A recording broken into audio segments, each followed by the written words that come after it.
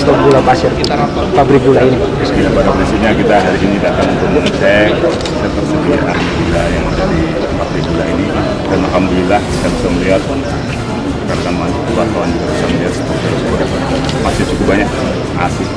Tidak usah takut lah, kue yang tadinya manis sekarang juga akan lebih manis ya. Jadi nggak usah khawatir akan kurang gula, stok cukup.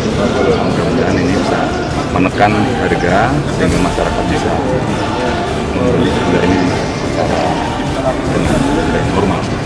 Tidak ada kenaikan inflasi yang tinggi. Saya harapkan ini juga menjadi perhatian para pedagang semua. Mari kita laksanakan proses distribusi dan penjualan ini dengan baik. Kita siap kok. Sampai sekarang belum pernah minta pengawalan sama kita, karena mungkin masih dalam kondisi aman. Tapi pada dasarnya kalau ada permintaan pengawalan akan kita berikan. Tapi prinsipnya kita melihat dari ketersediaan di pasar. Kalau harganya normal-normal saya rasa tidak apa. Tapi ketika ada produk pengawalan kita siap. Tidak perlu khawatir karena tugas kita untuk menciptakan iklim yang kondusif, yang aman, sehingga para investor bisa datang.